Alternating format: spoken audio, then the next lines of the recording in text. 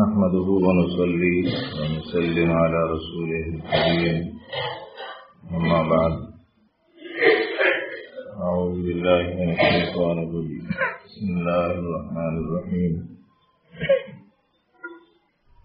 فاستقم كما أمرت ومن تاب معك ولا تتبع أهواءهم وقال النبي صلى الله عليه وسلم خير العمل ما دیم علیہ۔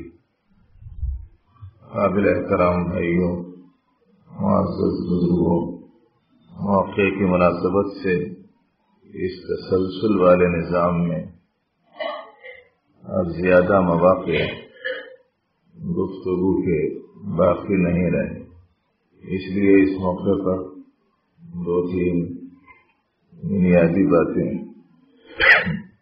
ساتھ ہی یاد رکھنے کا اہتمام کریں۔ ایک بات تو یہ ہے کہ ہماری دین پسندی، اللہ جل شانہ کی مرضیات کا پاس و لحاظ، ان کے احکام کی رعایت، ان کے منشے کی تکمیل، جلوت میں خلوت میں اس کا خیال رکھیں۔ یہ ایک ایسا عمل ہے کہ آدمی کو سب سے زیادہ عبادت گزار بندہ بنا دیتا۔ سنانے کی ضرورت اس لیے پڑتی ہے کہ ہماری چار لوگوں کے درمیان کی زندگی ایک رنگ کی ہوتی ہے، تنہائی کی زندگی دوسرے رنگ کی ہوتی ہے، جلوت کی حالات ہمارے الگ ہیں، خلوت کی الگ ہے۔ تھوڑا بہت پاس و لحاظ احکام شریعت کا چار لوگوں کے درمیان رہنے کی حالت میں تو لوگ کر لیتے ہیں، لیکن تنہائیوں میں ان احکام کی رعایت کرنے سے متعلق بڑی کوتاہی ہوتی۔ یہاں ایک ماحول ملا ہوا ہے، اللہ کا گھر برکت والا، رمضان کا مہینہ برکت والا، اجتماعی دینی ماحول برکت والا، اس کے نتیجے میں اچھائیوں میں لگے رہنا، برائیوں سے بچے رہنا آسان ہوتا ہے، لیکن اکیلے میں جب ہم جائیں یہ حال ہمارا دین پسندی کا ایسا ہی رہے جیسے اجتماعی ماحول میں، اس لیے کہ یہاں ہم نیک اعمال میں لگے ہوئے ہیں، کسی کو دکھانے کے واسطے تو نہیں لگے ہوئے، اپنے مولا کو راضی کرنے کے لیے لگے ہوئے۔ ہمارے اکابر کا حال بڑا عجیب ہو رہا ہے۔ سینکڑوں کے مجمع میں ایک عالم ربانی نے تقریر کی، ایک صاحب بہت دور دراز سے بڑے شوق سے آئے سننے کے لیے، لیکن ان کے پہنچتے پہنچتے تقریر ختم ہو گئی۔ بڑا افسوس ہوا کہ میں محروم رہ گیا اتنے جلیل القدر عالم دین کی بات کے سننے سے، کہ کافی دور سے بڑی تگ و دو سے یہاں پہنچا تھا۔ میری بڑی محرومی رہی کہ میں نہیں سن سکا۔ ایسے وقت میں وہ مسجد پہنچے کہ وہ سیڑھیاں چڑھ رہے تھے، وہ مقرر محترم باہر نکل رہے تھے، سامنے افسوس کا اظہار کیا تو ان کو روک کے بٹھا کے وہ پوری باتیں سنائے جو سینکڑوں کے مجمع میں سنائے۔ کسی نے پوچھا کہ حضرت آپ نے سینکڑوں کے واسطے جو باتیں کہیں، اکیلے کے واسطے بھی پھر اتنی ہی مشقت اٹھائے، ایک کے واسطے بھی آپ نے اتنی ہی مشقت اٹھائی؟ تو انہوں نے فرمایا کہ بھئی وہاں بھی میں ایک کے واسطے ہی بولا تھا، یہاں بھی ایک کے واسطے ہی بولا ہوں۔ ہمارا جو کام ہے کس کے لیے ہے وہ دیکھنا چاہیے۔ ہم کام کر رہے ہیں حق تعالیٰ جل شانہ کی رضا اور خوشنودی کے لیے، ان کا حکم پورا کرنا ہماری ذمہ داری ہے بندہ ہونے کی حیثیت سے۔ تو ایسی صورت میں مسجد والے ماحول میں رہیں، نیکیوں میں لگے رہیں، اور اکیلے والے ماحول میں چلے جائیں، برائیاں شروع کر دیں، اللہ کی مرضی کے خلاف شروع کر دیں، یہ جو دو رنگی ہے یہ ختم ہو گئی۔ کبھی کبھی سنتے تھے ہمارے مسیح الامت رحمۃ اللہ علیہ دو رنگی چھوڑ دے ایک رنگ ہو جا، سراسر موم ہو یا سنگ ہو جا۔ حدیث میں آتا ہے نبی رحمت صلی اللہ علیہ وآلہ وسلم نے ارشاد فرمایا کہ جو بندہ لوگوں کے درمیان میں نماز ادا کرتا ہے اور اچھی نماز ادا کرتا ہے، پھر گھر میں اکیلے میں نماز ادا کرتا ہے اور اچھی ادا کرتا ہے، تو اللہ تعالیٰ فرماتے ہیں یہ میرا سچا بندہ ہے۔ تو ایک بات تو معزز دوستوں یہ طے کر کے ساتھیوں کو جانا ہے، اور جب تک کہ طے نہیں ہوا خانقاہ چھوڑنا نہیں ہے، سمجھو کوئی چیز لے کے جانا نہ کہ تو میری نیکی پسندی جلوت میں خلوت میں یکساں ہو جائے، دین پسندی جلوت میں خلوت میں یکساں ہو جائے، اللہ کے احکام کی رعایت لوگوں میں تنہائی میں یکساں ہو جائے۔ میں اللہ کے لیے کرتا ہوں، اور اجر اسی عمل کا ہے جو اللہ کے لیے کیا جاتا ہے۔ بہت بڑی چیز ہے اللہ سے مانگ لینا، اس میں بڑی کمی بڑی کوتاہی پائی جاتی ہے، اور اگر اسی بات سمجھ میں آ گئی تو انشاءاللہ العزیز بہت بڑا حصہ زندگی کا درستی پر آ گیا۔ سمجھ شکوے شکایتاں گھروں کے بازاروں کے پاس پڑوس کے لوگوں کے سب کے بند ہو جاتے۔ صاحب مسجد میں انہوں اتنے اچھے رہتے ہیں، گھر میں آئے تو ان کا حال دیکھنے کا ہے۔ ماں باپ الگ شکایت کرتے ہیں، بچہ ہمیں ستاتا ہے، بولے ایسا نہیں سنتا۔ عورتیں الگ شکایت کرتے رہتی ہیں کہ ہمارے شوہر کا سلوک ہمارے ساتھ میں ایسا ہے۔ الامان والحفیظ۔ کاروباری لوگ بازار کے لوگ کہتے ہیں صاحب صورت دیکھ کے شکل دیکھ کے مسجد کو آتے جاتے ہیں، نمازی ہیں بول کے دیکھ کے ان سے کاروبار کریں۔ پرسوں ایک بہت بڑے کاروباری آئے تھے اپنے پاس، یہاں آپ کی خانقاہ میں اسی عشرے میں، میں نے کہ صاحب معاملات کے سلسلے میں اس درجے لاپرواہی برتی جا رہی ہے، اس درجے بے خوفی پیدا ہو گئی ہے، اور اس درجے دنیا داری کا مزاج کا مظاہرہ شروع ہو گیا ہے کہ اب عام لوگ اپنوں کے مقابلے میں پرائیوں سے کاروبار اور معاملات کرنا زیادہ اچھا سمجھنے لگے۔ یہ کہہ کے واسطے ہوتا ہے، یہ ہوتا ہے کہ بھائی جب مسجد والے ماحول میں آ گئے، نیکی کے ماحول میں جو دیکھو سب پابند قسم کا ہے، تو ماشاءاللہ ہر ایک دیکھے تو ایسا معلوم ہو رہا ہے یہاں پورے فرشتے جمع ہیں، اور اللہ کرے کہ اس صفت سے آراستہ ہو جائیں اور کوئی بھی محروم نہ رہے۔ یہ جو مولا تعالیٰ کا کرم ہے، عنایت ہے، مہربانی ہے، اسے قائم رکھنے کی کوشش کرنا چاہیے۔ ایک بات یہ یاد رہیں گے نا۔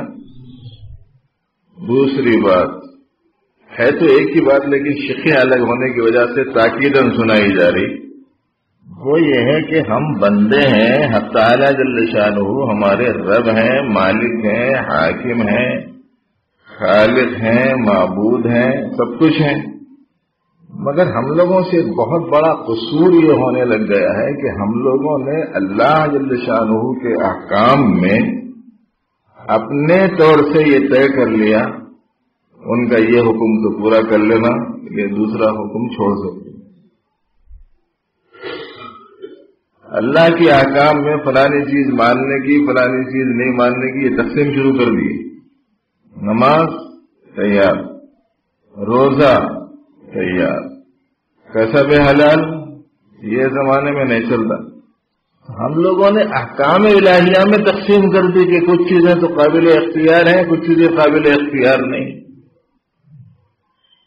عبادات قابل اہتمام ہیں، معاملات میں صفائی قابل اہتمام، اجتماعی مسجد والے ماحول میں ایک دوسرے کے ساتھ حسن اخلاق کا مظاہرہ یہ تو قابل عمل ہے، گھر والوں رشتہ داروں کے ساتھ میں حسن اخلاق اس کو ایک طرف اٹھا کے رکھے۔ احکام میں فرق کر ڈالا، کچھ چیزیں اپناتے ہیں، کچھ چیزیں نہیں اپناتے۔ آپ نے 2-3 دن پہلے حضرت صوفی صاحب رحمۃ اللہ علیہ سے فیض یافتہ ایک بزرگ کی بات سنی دوپہر کی دعا سے پہلے۔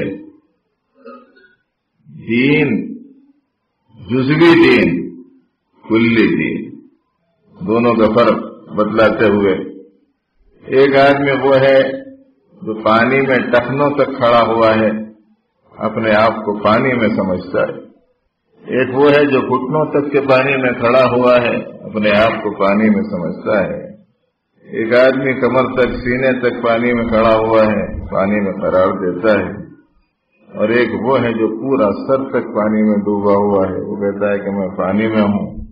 ایسی صورت میں پوری طریقے سے پانی میں کون ہے؟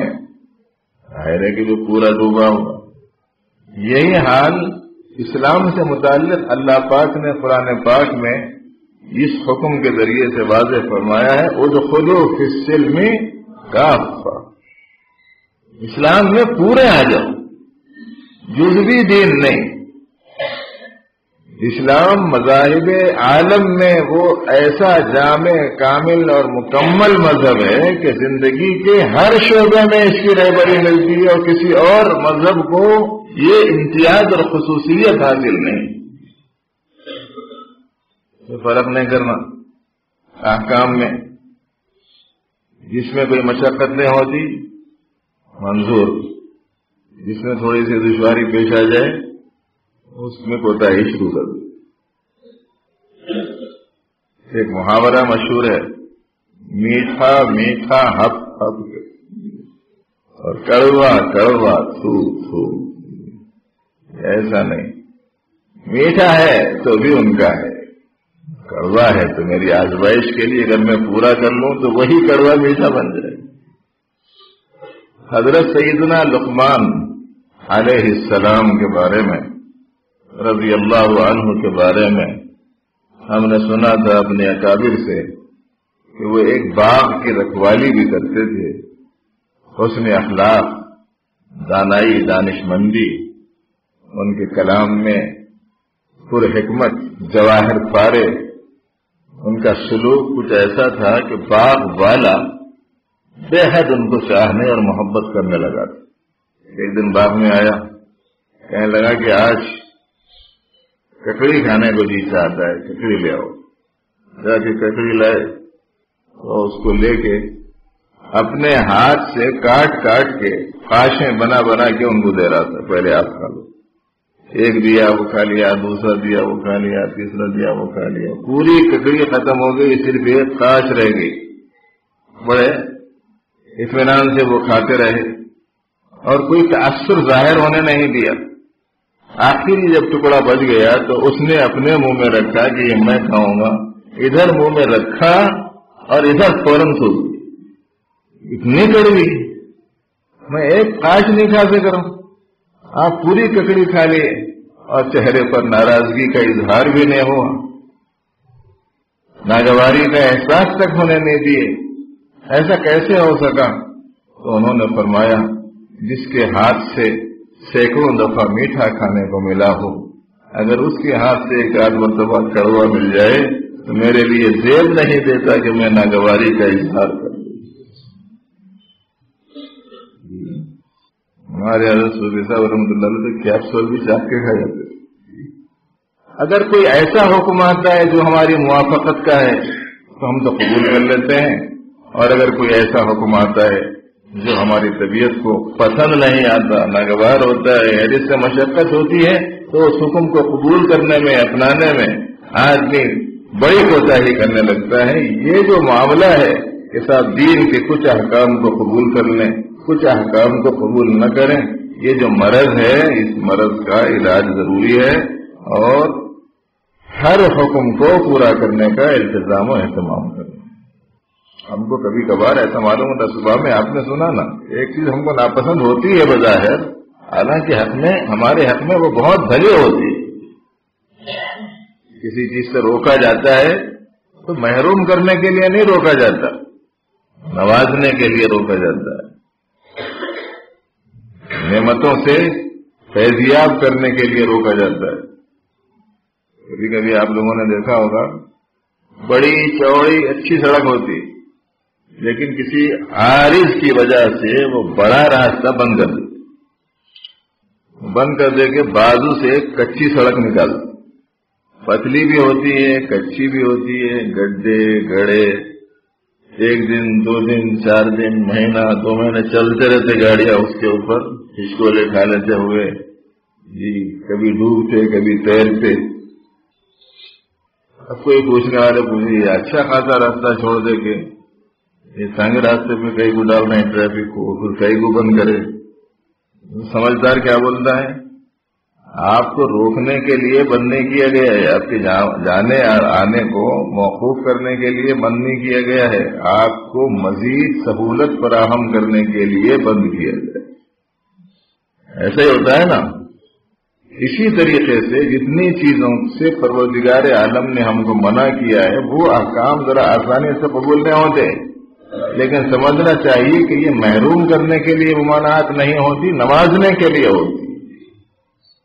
بخار آ گیا کسی کو، بہترین بریانی ہے، روک دیا حکیم صاحب نے خبردار 1 لقمہ ہے، پوری دنیا کھا رہی، میرے کو کو روک رہے ہیں.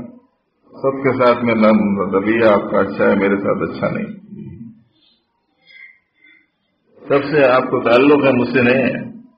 سب کو آپ لطف اندوز ہونے کا موقع دیتے ہیں، مجھے نہیں دیتے، تو کیا بولیں گے حکیم صاحب؟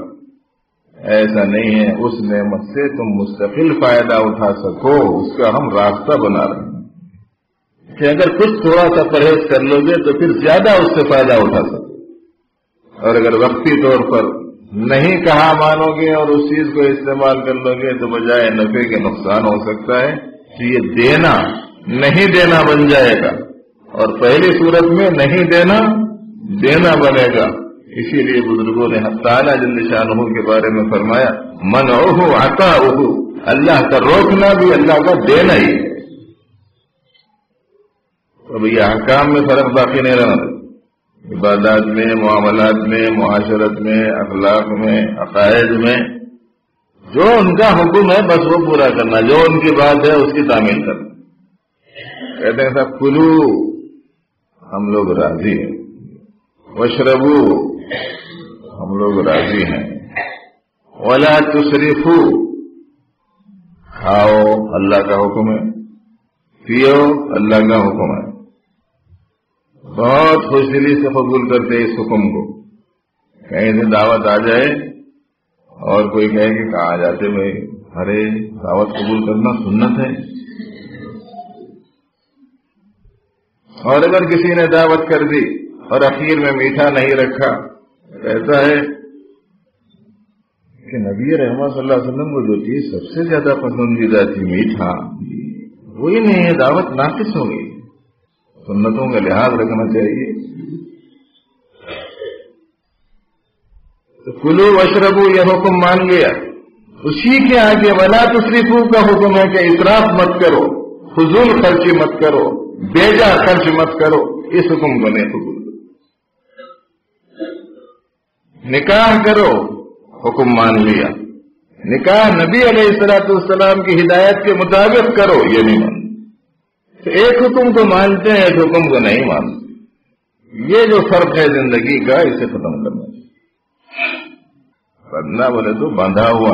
ہمارے حضرت صوفی صاحب رحمۃ اللہ علیہ کیا بولتے تھے؟ بندہ بولے تو بندھا ہوا. کاہے میں؟ اللہ کے حکموں میں بندھا ہوا. آزادی یا نہیں ہے؟ آزادی تو وہاں ہے. وہاں پروردگار فرمائیں گے کہ بندے تم میرے حکموں میں بندھے ہوئے رہے، آج بولو تمہاری کیا مرضی. تو یہ دوسری بات ہے، یاد رہے گی نا. تیسری بات، کسی چیز کو وقتی طور پر اختیار کر لینا بہت آسان ہے. جب رمضان کا مہینہ ہے، اچھے کام ابھی کر لیے، برے کاموں سے ضرور. عشرے اخیرہ میں اچھے کاموں میں لگے رہے ہیں، برے کاموں کے پاس کھٹک کے نہیں لگے. بہت اچھی حالت. لیکن رمضان گیا تو پاس و لحاظ بھی چلا گیا، احکام الہیہ. اس کا مطلب یہ ہوا کہ نیکی پر استقامت نہیں. کسی بھی چیز کو اختیار کرنا پابندی کے ساتھ، استقامت کے ساتھ، جماؤ کے ساتھ. صبح میں بھی اس سلسلے میں تھوڑا سا مضمون سامنے آیا. استقامت بہت پسندیدہ چیز ہے. بزرگوں نے فرمایا الاستقامہ فوق الکرامہ، استقامت کرامت سے بڑی چیز ہے، اور بعضوں نے کہا الاستقامہ خیر من 1000 کرامہ، 1000 کرامتوں سے بڑی چیز ہے۔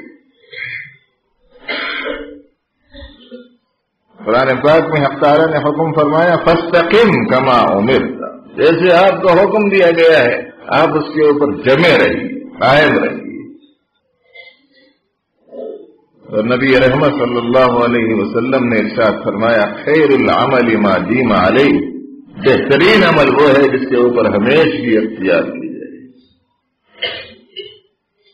اسی لیے بعض بزرگوں نے یہاں تک کہا ہے کہ اگر کسی نے رمضان اچھا گزارا ہے تو اس کی علامت یہ ہے کہ رمضان کے بعد بھی ان اچھے کاموں ہی میں رہے گا، اس کے مقبول ہونے کی علامتوں میں سے، اس کے اعمال کے مقبول ہونے کی نشانیوں میں سے ہے کہ آدمی اچھائی ہی میں لگا ہوا ہے۔ تو آپ سے دعا مانگ لیں، باقی بچے کچھ وقت میں مولا آپ نے اپنے در پہ بلایا اور اپنے آگے سر جھکانے کا موقع دیا، سعادت دی، توفیق دی۔ مولا ایک مرتبہ آپ نے بلا لیا ہے اپنے در پہ اور جھکا لیا ہے اپنے آگے، تو اپنی اس عظیم الشان اور مبارک ترین توفیق کو مجھ سے کبھی بھی چھین مت لیجیے۔ یہ عنایت، یہ مہربانی، یہ کرم آپ کا میرے اوپر مستقل رہے۔ تو یہ تیسری بات ہے بھائی، رمضان چونکہ قریب الختم ہے، اب احباب اپنے اپنے مقامات پہ چلے جائیں گے، تو یہ 3 باتوں کا خاص طور سے لحاظ رکھیں۔ تنہائی میں لوگوں میں اللہ کے احکام کی رعایت ایک چیز، اللہ کے احکام میں فرق کرنے کا ہم کو اختیار نہیں ہے، یہ ماننے کی یہ نہیں ماننے کی، اس کو کر لیں گے اس کو نہیں کر لیں گے، یہ نہیں، یہ دوسری چیز۔ تیسری چیز، جس نیکی کو، جس اچھائی کو ہم نے اللہ کو خوش کرنے اور راضی کرنے کے لیے اختیار کیا ہے، اس کے اوپر جمے رہنا، قائم رہنا۔ بزرگوں نے بیان فرمایا جیسے جیتے رہو گے ویسی موت آئے گی، کما تعیشون تموتون وکما تموتون تبعثون، جیسے جیو گے ویسے مرو گے اور جیسے مرو گے ویسے اٹھائے جاؤ گے۔ فرما برداری کرتے رہو گے تو فرما برداری کی حالت میں موت آئے گی، اور جب فرما برداری کی حالت میں موت آئے گی تو فرما برداروں میں اٹھائے جائیں گے۔ اس کا اہتمام ہونا چاہیے۔ بس آج کی گزارش میں یہی 3 باتیں ذہن میں آئی تھیں اور ذکر دی گئی ہیں۔ تعالیٰ اپنے کرم سے ہم سبوں کو اپنی مرضیات کے مطابق زندگی گزارنے کی قدم آخر توفیق مرحمت فرمائے، دین حق پر استقامت ثابت کرنے نصیب فرمائے۔ آخری تاخیرات ہے، اس کا آپ حضرات خیال رکھیں کہ موقع بار بار نہیں ملتے ہیں، جتنا زیادہ ہو سکتا ہے آدمی مولا تعالیٰ کو راضی کرنے کے اہتمام میں لگ جائے، اور احتیاطاً 2 رکعت نماز صلاۃ التراویح کی حیثیت سے انفراداً ادا کر لینا ٹھیک ہے۔ بہت سارے لوگوں کو تقاضا ہوگا، یہ کہہ رہا ہے آپ حضرات اپنی 2 رکعت کا تراویح کا اہتمام کر لیں، کسی کو تقاضے ہوں گے بہت سارے اس موقع پر، اجتماعی حیثیت سے مشکل ہو جائے گی، کیوں ہمارے کریم جی ٹھیک ہے۔ احتیاطاً 2 رکعت نماز، شبہ ہو گیا بعض ساتھیوں کو کہ کسی دگانے میں بجائے دگانے کے سگانا ہو گیا، 2 رکعتوں کے بجائے 3 ہو گئے، تو ایسی صورت میں ظاہر ہے کہ قاعدے 2 رکعت کے بعد بیٹھے نہیں ہوں گے، جب بیٹھے نہیں ہوں گے تو پھر ایسی صورت میں وہ نماز نہیں ہوگی، یعنی لغو ہو جائے گی۔ اس کی بنا پر 2 رکعت نماز اس نیت سے ادا کر لیں کہ مولا آج کے 20 رکعتوں میں جن 2 رکعتوں کے بارے میں شبہ ہو گیا ہے اس کو میں آپ کو راضی کرنے کے لیے ادا کرتا ہوں۔ اللہ تعالیٰ توفیق عمل فرمائے۔ سبحان اللہ وبحمدہ، سبحانک اللہم وبحمدک، نشہد ان لا الہ الا انت، نستغفرک۔